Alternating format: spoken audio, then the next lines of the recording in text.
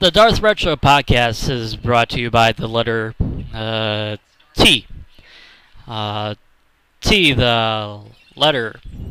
Okay, so I don't get good sponsors these days. Who doesn't? Haha.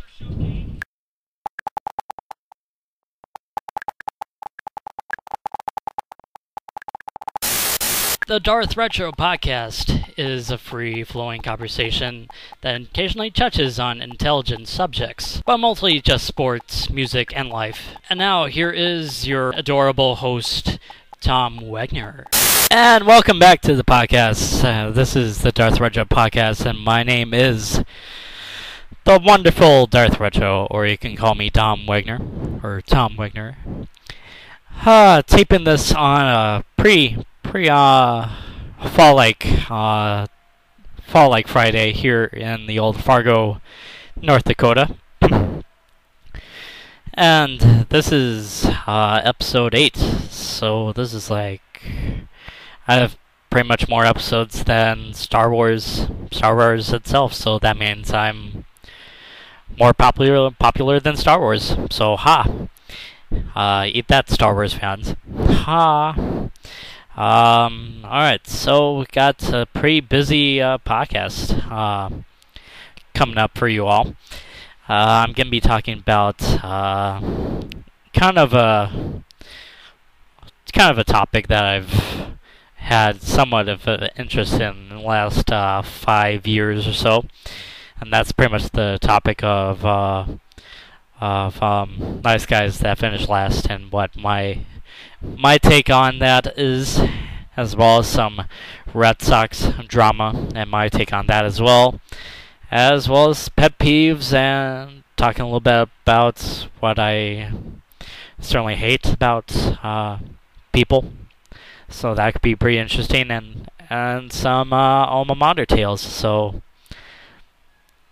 got a pre-packed podcast schedule for this episode. So let's begin, shall we?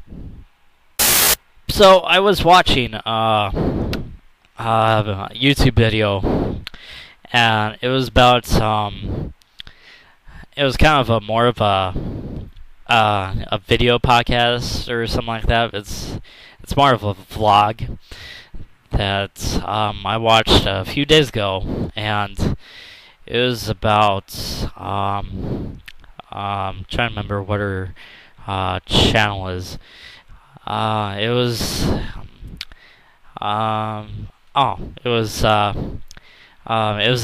channel, a YouTube channel called Jetta Marbles, and she was basically talking about why nice guys do not finish last. And I don't know, my take on the whole nice guys finish last thing is just absolutely bogus. I mean, the only reason why that quote even exists was because of some trying to remember what baseball manager it was, but it was some manager for the Cubs that was basically saying like, the Cubs were these nice guys were these nice guys that always finish last, and somehow someone thought that it could be translated into something more of a relationship kind of thing. And I'm not saying it was the Cubs or anything like that. That's the manager of the Cubs that said that, but if I remember right, I think that's what it was called. And somehow or another, it was basically just translated into some sort of relationship topic that basically saying that nice guys don't get women and that women like assholes and stuff. So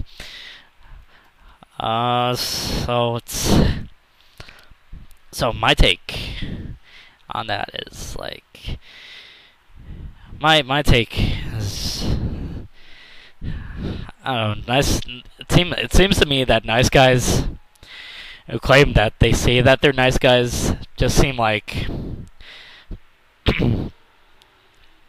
they just seem like that they're the kind of people that are kind of fake. They seem fake to me. And I don't know. It seems like if if you say that you're a nice guy, it's like you're saying you're pretty much. Oh, you're so you're a nice guy. I mean, what else? What else are you? What else are you? I mean, sure, you're nice and all, and certainly women think that nice guys are certainly nice, and being nice is a great thing and all, but you have to have some sort of personality other than being saying that you're a nice guy and all. But I don't know. It seems to me if you're like a nice guy and you get a date with some girl, and you basically become over clingy to her. So it's like, well, hello. Girls probably don't like you because you give them too much attention, and you basically, you know, you're basically not the right kind of guy for. If you're the guy that basically lets a girl walk all over you, that's not a turn on. That's a turn off to them. To me, if a girl needs help, I'm certainly willing to give them the help they need. You know, I'm not certainly not a jerk or anything like that, but it's like I'm not gonna go absolutely. I'm certainly more than willing to go out of my way to help someone if they really need it. I'll certainly do it for friends, but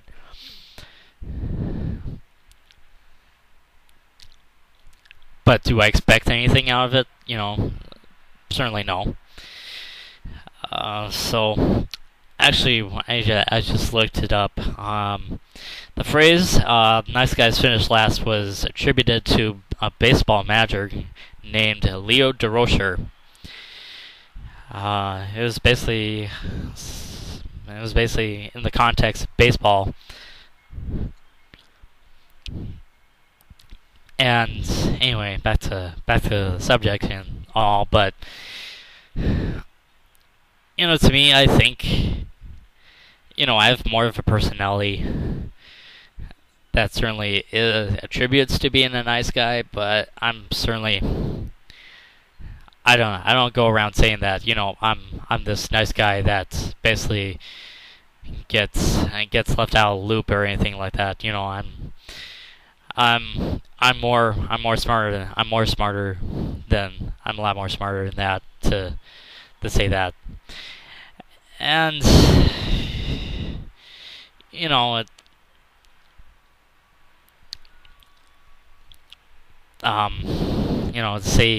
to say that sort of thing, it's just, I don't know, it seems desperate to me. And last I remember, girls don't like desperate guys, and I'd rather not be desperate in terms of relationship. Life is great. Life is great, guys. A single life is great. Why? Just shut up. Just shut up about and just enjoy life as it is. If you're single, like me, you can basically almost have any woman that you want. You just have to have the sort of confidence, sort of confidence that you can get them. And that's kind of what women want in a guy, someone that sort of believes in themselves to some degree. And so it's just shut up and just enjoy life. Just enjoy life as it is. I'm not gonna go out of my way just to just become desperate for a relationship. I mean, if I wanted to do that, I would probably get a prostitute or something like that. So no, I'm not in any hurry to get into a relationship, as I've previously stated in a previous podcast or something like that, episode of this podcast. I mean, um, in terms of my life, certainly I've had a pretty interesting life. I mean, for me to go desperate for a relationship when I've lost so many family members. I mean, I lost my father when I was 11. I lost basically most all my grandparents before I even got to high school. So I've had more of a better relationship with my mother. Um, so no one told me about the fine points about being a man. I mean, my father wasn't there when I was about to hit puberty in age 13 or something like that. So I wasn't certainly. I had to learn on my own about how to be a man and something like that, and sorts like that. You know the. I basically had to learn on my own about how to get a relationship and such. So yeah. Along with being basically fatherless from age 11 on, plus being an only child, and then basically having some sort of antisocial personality, certainly has its effects on some sort of people, but in terms of my life, I feel I'm lucky. I certainly feel that I'm sort of lucky. So, I'm certainly not desperate to get a woman. You know, I won't stop thinking about women. I mean, that it's pretty much natural for guys to think about women. So if you were to ask me if I'm interested in somebody, well, sure, why not? I'm not gonna tell them I'm not gonna mention their names or anything like that, but but there's I never stop thinking about women. Oh man, but um, so in general, do I think that nice guys finish last? No, certainly not. Boring guys finish last, and women prefer good guys over nice guys, I think. So, and of course, it also comes with the notion that those guys that say that, oh, women don't like me, well, depends on what kind of women that you're into. I mean, if you're into the girls that like jerks, then well, you really need to look a little bit more harder for the kind of woman that actually prefers nice guys and good guys and such like that. So in general, I don't know if I have anything else other than say about this, but in terms of going on dates, I prefer to let the woman, breathe a little bit in terms of relationship. I mean, I'm not gonna try to smother her every single minute of the day, But every so often, I would prefer to, say, hey, how's it going? How's it going? How are you doing? Is life treating you pretty good? So I don't know. It seems to me that those kind of guys that say that nice guys finish last and oh, girls don't like me. Just seems like kind of guys that just I don't know.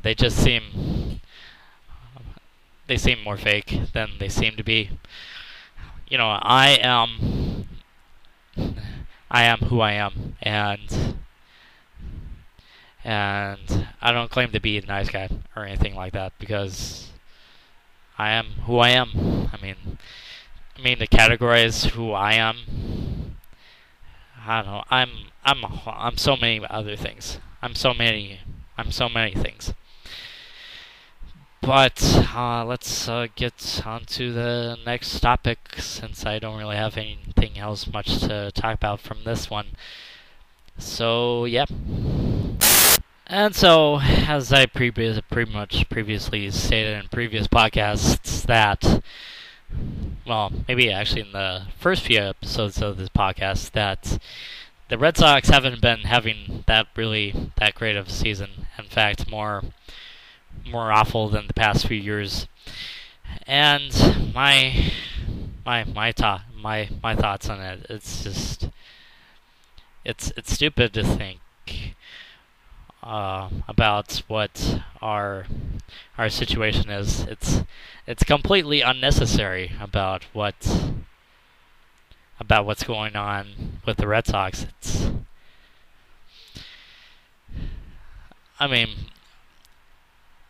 Looking back around this time last year, it was basically around the time this past year that the Red Sox were having this at the start of this major collapse in their franchise, and basically that.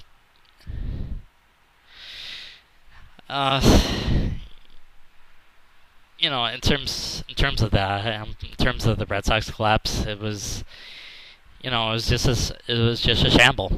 We basically kept players that were basically causing this, and Tito and basically our GM, Theo Epstein, were basically the ones to blame in this whole damn thing, and to have Beckett stay on the team for so many months, and it's I don't know. I have been always a Terry Francona fan and a Theo Epstein fan. They brought us 2 world championships for pretty much the first times in our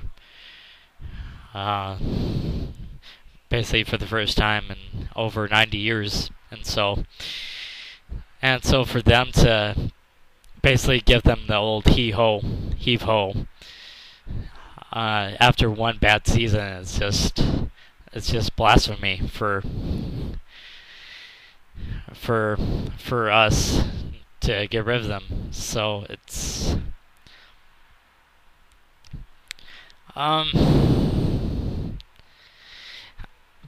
thinking about it last year, basically the whole a lot of Red Sox fans were wanting to have Tito's head on a pike and Theo's body limbs scattered around all over Fenway Park. I kept on saying that. Stop with all this banter about saying that this was Tito and Theo's fault. It's stupid. Let's just stop. But nope. Franchise decides to get rid of Terry Francona and give Theo Epstein a new rebuilding project in the Cubs. And I'm actually pretty jealous of the Cubs right now. So, but it's stupid. And of course, everyone in Major League Baseball considers us to be the most biggest joke right next to the Phillies for the season. And basically, last season it was basically us and the Braves. I don't know. Hey, it seemed to me that if you had this major collapse and you basically put all this blame on Terry Francona, it's just unfair. It's just unfair to Terry Francona, who at first it seemed to me that he lost the locker room, but it seemed to me that the locker room was more at fault than the manager to me, but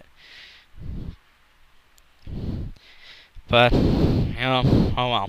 It's of course Terry Francona is basically on ESPN having the time of his life,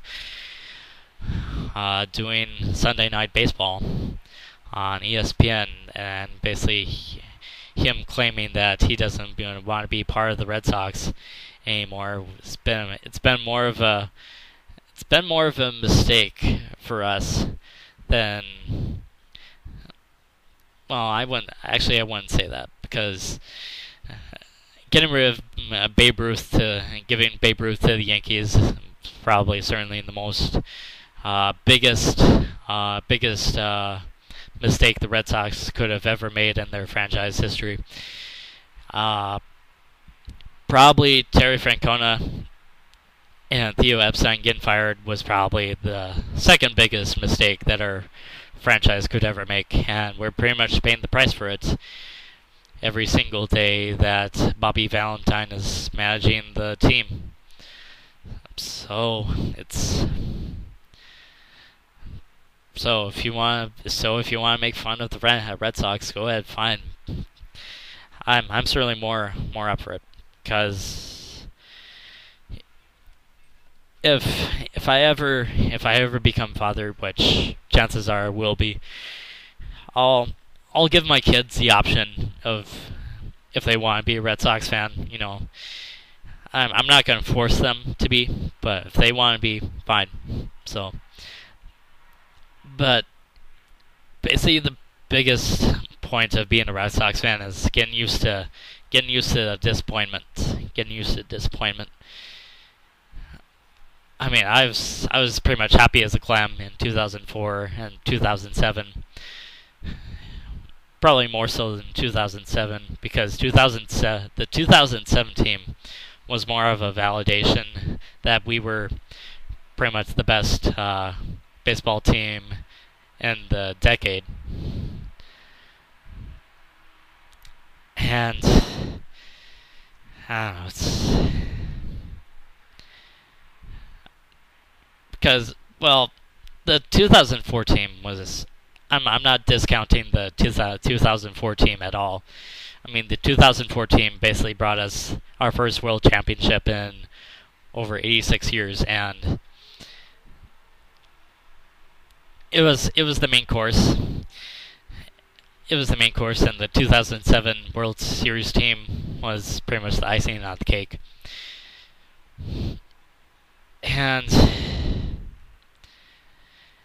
And for us to think that there was this, to think 5 years later, 4 or 5 years later, that there was this huge major collapse, and Terry Francona, the most successful Red Sox manager of the last 100 years, gets fired. I would have never thought about it in the first place. And certainly not any Red Sox fan, for that matter. But in terms of the waiver trade to the Dodgers, I was certainly more up for it, to get rid of Beckett. Maybe not Adrian Gonzalez, but mostly because Adrian basically played his heart out for our team, even though he got this huge contract, which certainly even probably Theo was probably regretting at the time, but probably now Theo Epstein is probably laughing more at us than probably ever before. And we also got rid of Punto. I didn't get the whole we should get rid of Nick Punto, who we got as a free agent in the off season from the who played on the Cardinals world championship team last year. I didn't get the whole idea of getting rid of Punto. I didn't get that. But oh well. In terms of the waiver trade, I'm certainly more glad that we have this much more money now than we have before to actually rebuild on pitching, because to me, when Red Sox got Adrian Gonzalez and Carl Crawford, I was basically thinking, where's the pitching? Where's the pitching stars that we need? Because without pitching, you're really not gonna have that really great of a baseball team. So I certainly believe that pitching is the most biggest concern in building a baseball team. Hitting comes next, certainly, but if you have pitchers going on every night, if your offense gives you runs and lead, and you blow it time and time again, you don't really have that great pitching staff. So, to be fair to Bobby V, I think our bullpen's a lot more better than past few years, but I don't know. In terms of him handling starting pitchers, is absolutely atrocious. Absolutely atrocious. So, thus is the life of a Red Sox fan, I suppose. And I'm definitely looking forward to next season, seeing what management picks up for us. But I want pitching, and certainly get prospects from our farm system to come up. You know, what made the 2007 team great was certainly a lot of the prospects that we got from our farm system. I mean, Jacoby Ellsbury was part of our farm system for a good number of years before he became basically starting center field for the Red Sox, and certainly my favorite Red Sox player, Dustin Pedroia, was part of the farm system. And I certainly hope that we can get back to our farm system. I mean, our farm system is probably one of the best in the majors. So, let's get on to the next topic, since I don't really have much else to say about this one. Go Red Sox. Keep the faith, my Red Sox fans. Keep the faith. So I thought I might discuss a little bit more about some pet peeves of mine, since I'm kind of a little bit light on topics for this episode. In terms of pet peeves of mine, I think most people's pet peeves are kind of with mine. Well, one pet peeve of mine is people who chew with their mouths open, or talk with their mouth full. It's just it's gross. It's stupid. It's unsanitary. It's just bleh. Why talk when you have food in your mouth? I mean, do I really need to see the chewing up of some burger that you're having right now? It's just it's absolutely unnecessary for. So so the more reasonable idea is, you know, mention that you're eating and you want to have something to say. When you're done chewing, and then swallow, then speak. Then speak. That's it's stupid when you're trying to have a conversation with someone and you're looking at them and then all of a sudden you're seeing them with your mouth open talking when they have like bunches of food in their mouths. It's just it's nasty stuff. So that's one pet peeve of mine that I have. Another pet peeve of mine is people who spit. I always see guys spitting. It's just nasty. It's gross. It's just. I'm a guy. I love football and such. I love to watch manly things on TV, but spitting. No, spitting does not make you a man. It's nasty. It's gross. It's gross to basically everyone that sees you spit on the ground. Is especially people who like try to bring up a loogie or something. It's just nasty. It's like dude. I'm trying to. Especially when I was when I was a college student. When I get out of bed, I usually brush my teeth and such. When I'm brushing my teeth, and someone's basically on like another sink in a college dorm bathroom, and they're either in the shower or like in another sink area, and they're basically trying to cough up one. It's like, no. Are you trying to make me lose my appetite? Stop, dude. It's nasty. It's ugly. It's yuck.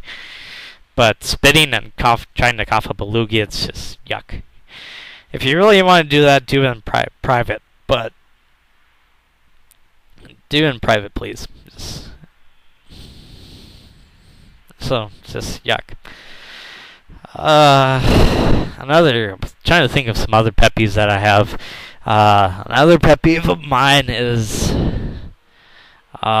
basically people who ask the question, why are you so quiet? Or people who even mention, boy, you really don't talk much, do you? It's like, oh, you think so? Well, then, I guess I'm talking right now, you stupid idiot.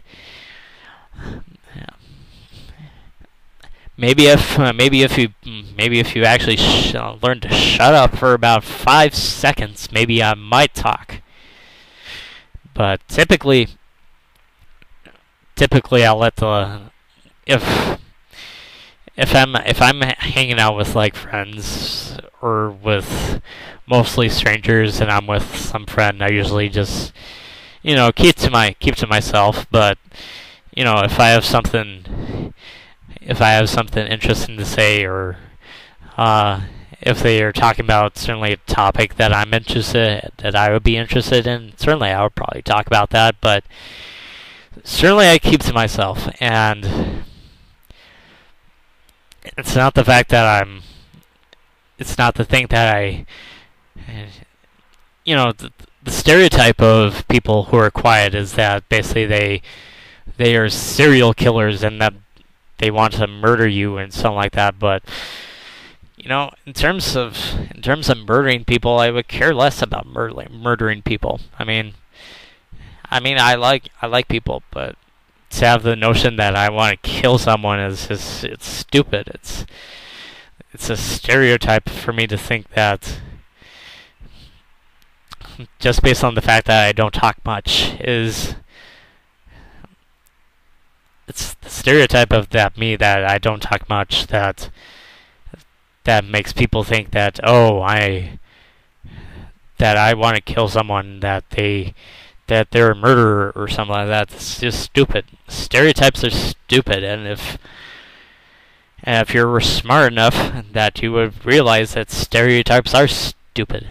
It's, it's just, I don't know. Anyway, I do hate when people ask me that question. It's stupid. It's like, but anyway, trying to think of any other pet peeves that I might have. In terms of those things, that's pretty much the only pet peeves that I think I have, or at the moment. So, in general, I don't mind I don't mind people. I thought of another one. I had a little bit of a brain fart right there, but one pet peeve of mine that I absolutely hate is arrogant people. It's like arrogance and ignorance are like correlated together. Ignorance is not bliss. It's stupid, but anyway, in terms of pet peeves, I think that's pretty much it. I can't really think of anything else off the top of my head that I could think of as a pet peeve of mine. But anyway, let's get on to the next topic. So continuing on from the last episodes of Alma Mater Tales. For this episode's one, I'll be pretty much talking about how I came to be from being a graphic design major to basically becoming a mascot major. And basically, I said to you all in a previous podcast that, for basically my freshman year, I basically just did my generals and such, and basically trying to survive the college life altogether. So it wasn't until my sophomore year that I got into basically my graphic design major in my classes and such. And for the moment, I have always been not really that great of a drawer by hand, but certainly if you gave me a shot to draw something on a computer, certainly I could probably do that. But during the fall of my sophomore year, it was pretty crazy. I certainly gave graphic design a shot, and for basically about a couple days, I basically began getting my supplies, which were certainly not cheap. I mean, you basically have all these supplies that you have to get. You have to get these pencils. You have to get these certain types of paper. You have to get these certain sort of collages or something like that. But it actually ended up being a little bit more expensive than I thought it would be. But so I began to really think about changing my major, which, after certainly a couple days of rethinking about what I was going to do for the rest of my life, basically the classes at MSUM, essentially graphic design is more part of the art department, and basically required me to do drawing by hand, which certainly I wasn't up for doing that. And certainly at that time I was basically questioning myself, what am I doing here? And so basically I wasn't really sure what I was going to do with it. And, thinking about it right now, I think pretty much think to myself, it's wow, I was certainly pretty stupid at that time. So, and then basically I went to my advisor and thought about changing my major, uh, which my major at that time was the Cork Center, which I have already told you before was a special college program that MSU had at the time, and basically my advisor for that was a woman, and she was certainly more helpful to uh, give me a new major. And when I really thought about it at that time, I didn't know what I was thinking at that time, but I became from a graphic design major to a music industry major, uh, which I certainly didn't know what I was thinking at that time, but I wanted to try something new, and certainly music industry was certainly something that I had in mind. And basically, I got the books, got into the transition of it, and basically the music industry didn't really work out either. So basically I thought to myself, what on earth am I doing here, and can I even think about what I'm gonna do for the rest of my life? I don't know, I wasn't even sure what I was gonna do for the rest of my life. So certainly the biggest dark hours of my life happened after I basically said to basically most of my basically to my professors, saying that I really can't do this anymore, and so I really hit kind of rock bottom right there. Uh, so so I pretty much consulted basically Google for days and days, thinking about what I was going to do for the rest of my life, and I even contemplated about I didn't think I didn't mention any of it to my mother, so I mean, because it was more of my life's decision than anything like that. But in terms of my major, I knew I would find it, but I certainly had the hardest time of trying to find it, and it seemed to me that radio was pretty much the furthest thing in my mind at that time, when I was 19 and sophomore in college in the year 2008, when basically all around me, basically the whole economy was starting to crash, the recession was starting to get going. George Bush was in his last few months as president, and I really began contemplating what I was really going to want to do. So when basically everything around me was basically out in the world around me was starting to collapse, there was one ray of hope that I found, and it didn't come to me until about around November of 2008. Actually, it might have been December, because it had been a month since I pretty much realized that music industry wasn't right for me. And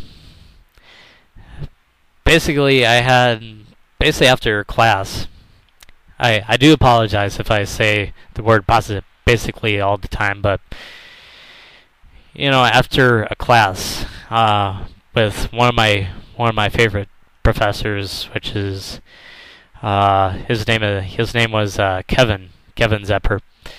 Anyway, if you want to look him up, he's actually one of the he has a new poetry book that's been out for quite a while. Anyway, after one of his classes, which was science fiction values, which was one of my favorite classes of all time when I was in college. Anyway, he, I basically talked to him about, I wasn't sure what I was going to do for the rest of my life. I was a graphic design major, then I turned to being a music industry major, which I certainly regretted at that time. So he mentioned to me, you do that radio program, right? I mean, why not go for that? And I was like, and then basically the whole heavens opened up, and I was basically like, oh, I didn't really think of that. So I then asked him what kind of sort of major would basically radio would be, and he mentioned mass communications. So pretty much that was pretty much when I basically became a mass comm major. I didn't get into my mass communications classes until my junior year. I was pretty much more into just trying to get through this horrid sophomore year, which was pretty much the most trisome year of my college career. I mean, out of the whole entire 5 years of my college life, pretty much my sophomore year was pretty much my most toughest one that I had to deal with.